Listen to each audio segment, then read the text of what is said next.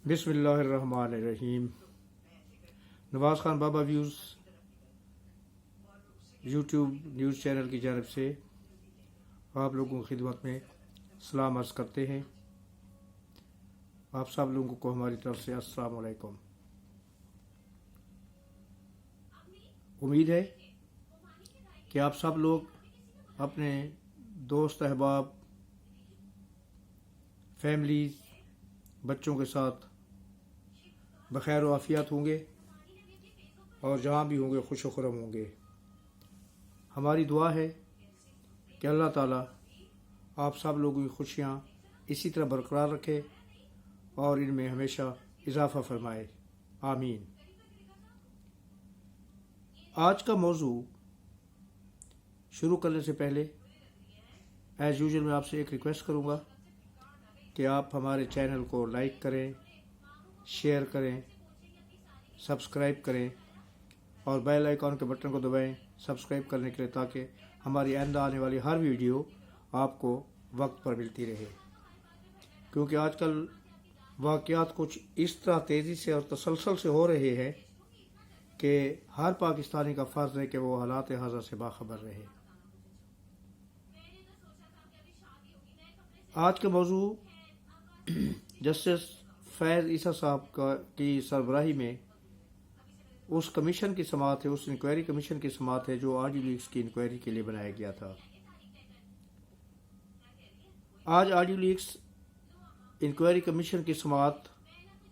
Supreme court के room number 2 में थी और उसमें बहुत ही दिलचस्प सूरत हाल पैदा हुई।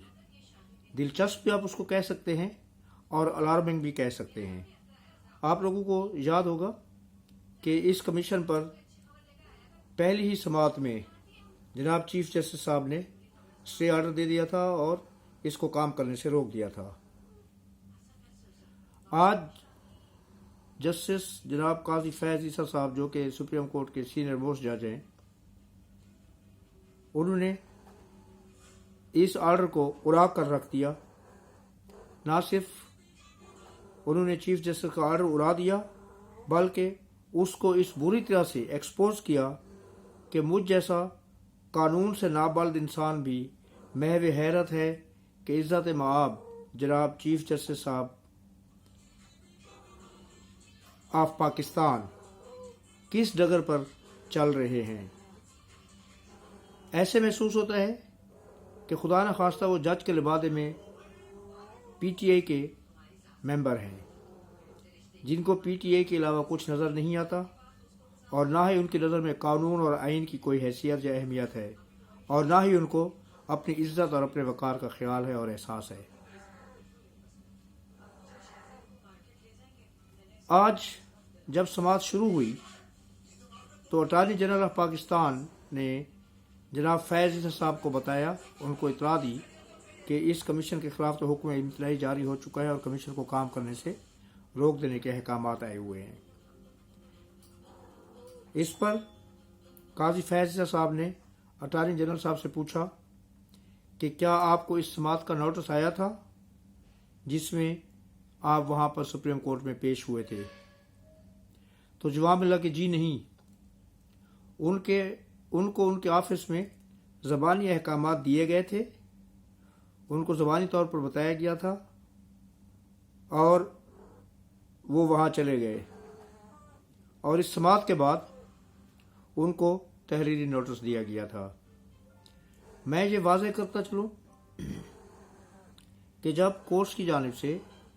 किसी किस्म की पिटीशन दाखिल की कोर्ट में किसी किस्म की पिटीशन दाखिल की जाती है और उसको एडमिसिबल करने के लिए उसकी समाअत की जाती है, तो जितने भी फरीकैन होते हैं उस पिटीशन में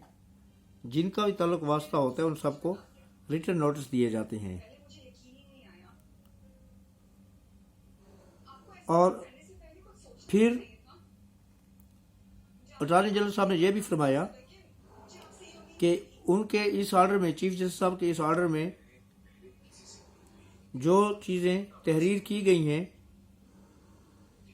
वो वहाँ पर ज़ेर बहस आई ही नहीं।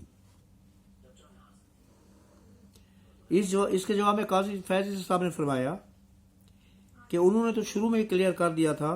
کہ وہ صرف حقائق معلوم کر رہے ہیں، حقائق معلوم کریں گے کہ کیا سچ ہے اور کیا جھوٹ ہے، اور اس پر کسی قسم کی کارروائی کا حکم نہیں دیں گے۔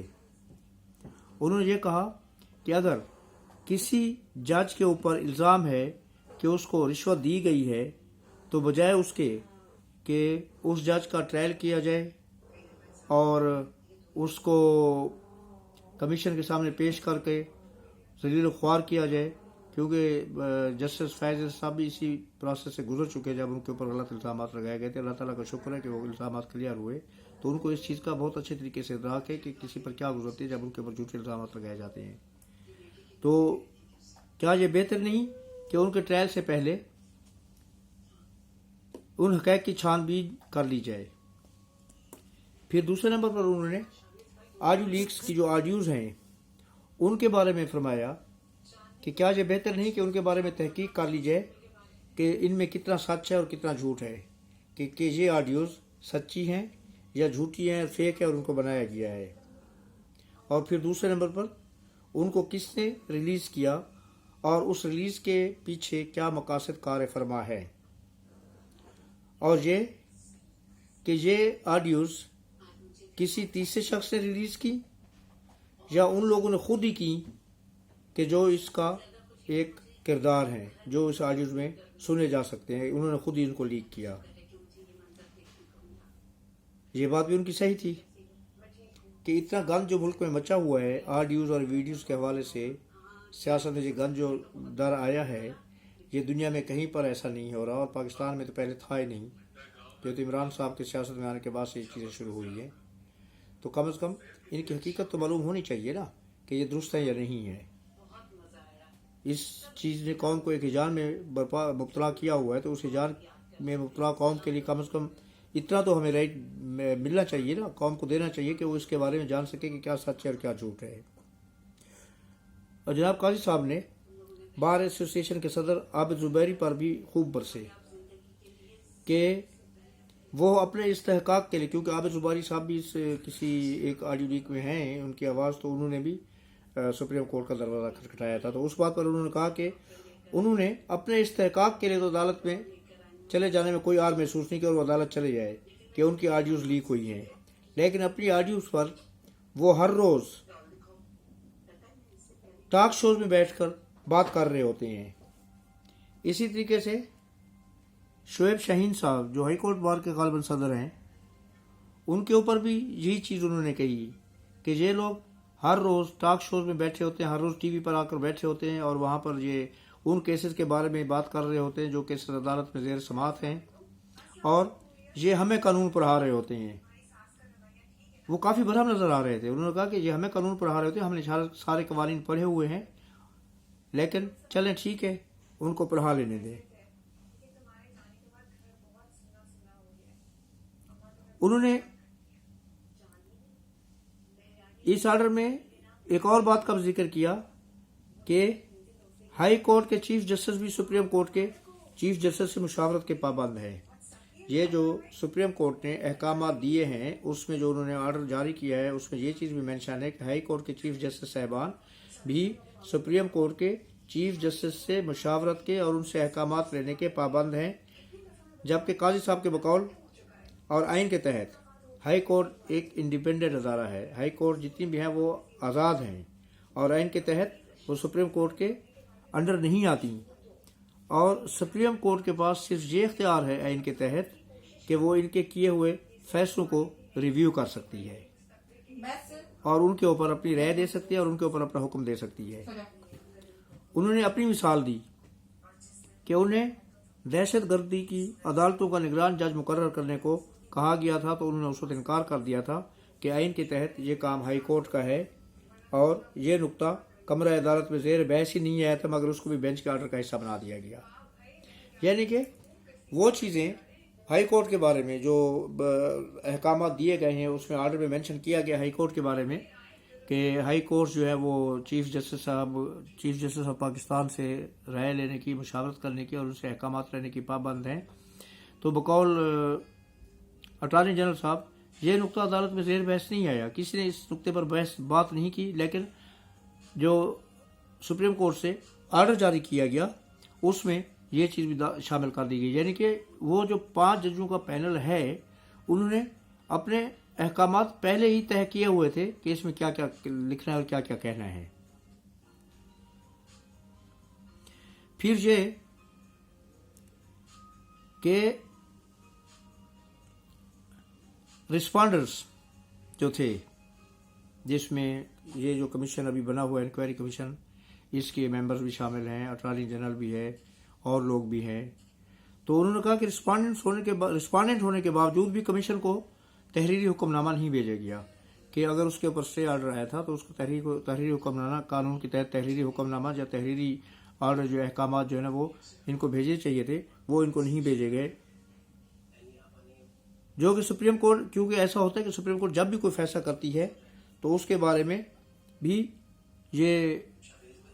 تحریری فیصلے رسپانڈنٹ کو بھیجوائے جاتے ہیں، جو کہ ایک قانونی عمل نہیں ہے۔ ہم اس کو غیر قانونی تو نہیں کہہ سکتے، دوسرے الفاظ میں ہم اس کو غیر قانونی بھی کہہ سکتے ہیں، لیکن یہ کہا گیا کہ یہ قانونی عمل نہیں ہے۔ مگر پھر بھی کمیشن نے مزید کارروائی، جسٹس قاضی فیض عیسیٰ صاحب نے کہا کہ کیونکہ سپریم کورٹ نے جو احکامات دیے ہیں، چیف جسٹس صاحب نے جو احکامات دیے ہیں کہ اس پر اس کمیشن کی مزید کارروائی نہ کی جائے، کوئی کارروائی نہ کی جائے، تو اس لیے اپنی ریزرویشن جو انہوں نے بتائی ہیں، جو انہوں نے کامنٹس دیے ہیں، اس کو تحریری صورت میں لانے کے بعد انہوں نے کہا کہ کمیشن کی مزید کارروائی ہم روکتے ہیں، کیونکہ بہرحال سپریم کورٹ کے احکامات ہیں اور ان کے احکامات کو ماننا ہمارا آئینی فرض ہے، چاہے وہ غلط کیوں نہ ہو۔ مگر پھر بھی کمیشن نے مزید کارروائی اس وقت تک روک دی جب تک سپریم کورٹ کوئی فیصلہ نہیں کرتے، لیکن یہ کارروائی اس وقت تک روکی گئی ہے کہ جب تک سپریم کورٹ اس کمیشن کے بارے میں اپنی آئندہ سماعتوں میں کوئی فیصلہ نہیں کر لیتی۔ پھر سپریم کورٹ نے پرسنل رائٹس پر بات کی ہے، اس کے بارے میں انہوں نے یہ کہا ہے کہ اگر یہ بات کچھ فریقین کی آپس کی بات ہو تو اس میں تو یہ پرسنل رائٹس آ جاتے ہیں، رائٹ آف پرائیویسی آ جاتا ہے، جو اس کے رائٹ آف پرائیویسی کے زمرے میں آتی ہیں، لیکن جب ان باتوں سے کسی اور بندے کا مفاد وابستہ ہو یا کسی اور بندے کو نقصان پہنچ رہا ہو، جو کسی تیسرے فرد کو جو ہے اس کا کوئی فائدہ پہنچ رہا ہو، تو پھر یعنی کہ کوئی تیسرا متاثر شخص اس میں موجود ہے ان دو کے علاوہ جن کے بیچ میں یہ بات ہو رہی ہے، تو پھر اس کے لیے یہ ہوتا ہے کہ اس کی انکوائری ضرور ہونی چاہیے، اس میں یہ پھر رائٹ آف پرائیویسی نہیں آتا، تاکہ وہ چھپے ہوئے راز سامنے آئیں جن کی پردہ داری کے لیے عمران نیازی جیسے لوگ بھاگ بھاگ کر سپریم کورٹ میں پہنچتے ہیں، اور اسی طرح عمران نیازی صاحب بھاگ کے سپریم کورٹ گئے اور انہوں نے وہاں پر اس کمیشن کے خلاف اسٹے آرڈر لینے کے لیے سپریم کورٹ میں پٹیشن دائر کی۔ اگر فیصلوں کو مینج کرنے کی بات ہے، اب جیسے ان آرڈی لیوکس میں یہی ہے نا کہ فیصلے جو ہے کورٹ سے آئیں گے وہ مینج کیے جائیں، جو کیسز چل رہے ہیں ان کو مینج کیا جائے، تو اس سے ظاہر ہے کہ دوسرے فریق بھی متاثر ہوتے ہیں، اس میں ان لوگوں کی بات تو ہے نہیں جو بات کر رہے ہیں آپس میں، اگر چودھری پرویز الہی اور جج بات کر رہے ہیں تو اس سے تیسرا فریق بھی متاثر ہوتا ہے، اسی طرح اگر طارق رحیم صاحب کسی سے بات کر رہے ہیں تو اس سے بھی تیسرے فریق متاثر ہوتے ہیں، تو جب تیسرا فریق متاثر ہو رہا ہو تو اس کی حقیقت سامنے آنی چاہیے، یہ ایک پرنسپل ہے، اور یہ کہ عوام کو بھی ان چیزوں کا علم ہونا چاہیے کہ ان کے منتخب نمائندے یا نامنتخب نمائندے کچھ تو منتخب ہوتے ہیں اور کچھ نامنتخب بھی ہوتے ہیں، جو منتخب نہ ہونے کے باوجود بھی منتخب ہو جاتے ہیں، لیکن وہ عوام کی طرف سے منتخب نہیں ہوتے۔ میں مزید اس پر بات نہیں کرنا چاہتا، آپ بخوبی سمجھ رہے ہوں گے کہ میں کیا کہنا چاہ رہا ہوں۔ اور اعلیٰ عہدوں پر بیٹھے ہوئے کس طرح ان کی اور ان کے ملک کی اور ہمارے ملک کی تقدیر سے کھیل رہے ہیں۔ آج تک کے لیے اتنا ہی کافی، انشاءاللہ جلدی اگلی ویلاگ کے ساتھ ملیں گے۔ اللہ تعالیٰ آپ کو اپنے حفظ و امان میں رکھے۔ اللہ نگہبان۔ اللہ حافظ۔ السلام علیکم۔